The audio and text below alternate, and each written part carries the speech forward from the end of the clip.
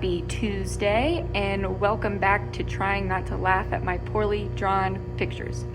Okay, so what did we talk about yesterday? Yesterday we talked about mitosis again, but we really broke it down. So just a reminder, mitosis is asexual reproduction, meaning it makes two identical daughter cells, and this happens only with our somatic cells or our body cells. So before mitosis even starts, all the way over here, remember, your chromosomes, they'll typically only consist of one chromatid. See this little guy? Before mitosis can happen, it needs to duplicate or make a copy of this chromatid. Once that happens, it exists in that little X shape that we've talked so much about. So these two chromatids are called sisters because they're like little twins, and they're held together by this centromere. That's that thing in the center, which is easy to remember because centromere sounds like center. All right, so before mitosis starts, your cell is living in interphase, which means it's just doing its function or its job. It's just being a cell. Then once those chromosomes are duplicated, we start off with the very first phase, that is prophase. So during prophase, your chromatids or those chromosomes are going to condense, meaning they're going to get nice and thick. That way you can see it in a microscope. Also, that membrane around that nucleus, see that nucleus? It's going to break down, so it's not going to be there anymore. We remember what happens in prophase by the P. The P stands for prepare. All right, moving on. My favorite phase, because it's the easiest, metaphase. In metaphase, all those chromosomes are just going to line up nice, straight, single file in the middle. The M in metaphase stands for middle. Easy. Next, we have anaphase. This is where we get real fancy. In anaphase, those sister chromatids, they're going to separate. Tragic. And they're pulled away to opposite sides of the cell. The A in anaphase stands for away because they're moving away from each other. Lastly, don't laugh at this picture. Look at that. That's not good. Telophase. In telophase, we have new nuclear membrane or a new nucleus forming around those two separated groups of those sister chromatids.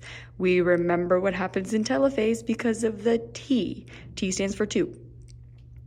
Lastly, we go through cytokinesis. That cell gets pretty much snipped in half, and bam, we have two new identical cells.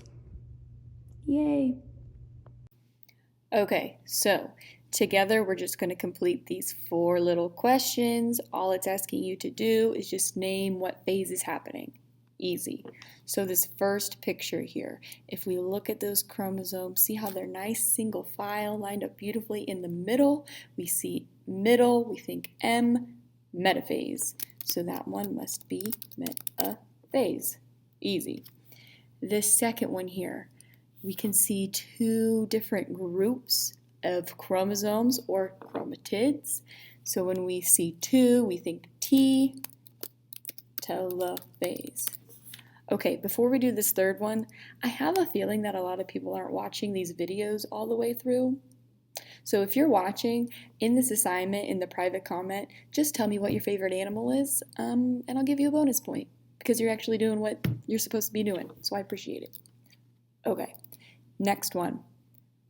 We see chromosomes still in a nucleus, but they're not separated or anything. We just see them getting kind of thick.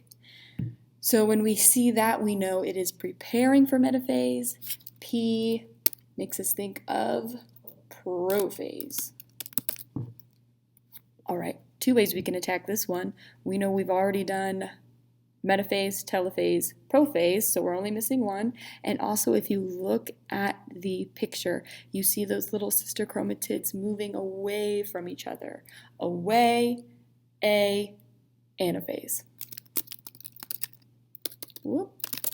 Okay, so for the rest of the assignment, what you got to do is if you scroll down, we can't really do a lab looking through a microscope because I don't expect you all to own microscopes. That'd be crazy. So we're going to look at a picture of different onion cells going through mitosis. So each arrow is pointing at a different cell that is in a different phase of mitosis. So looking at this picture, answer all the questions in the yellow box, then do your distractor analysis linked in the assignment, which by the way, you guys killed last time. Like I was blown out of the water. So do it again. Then come back and don't forget to do your exit ticket. This stuff down here is if you are kind of lost and maybe what I'm saying isn't making much sense. It happens. You're not going to hurt my feelings.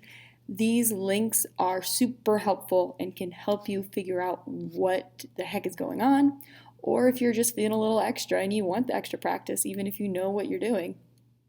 Come on down here. All right, good luck. Let me know if you need any help. I'm here for you.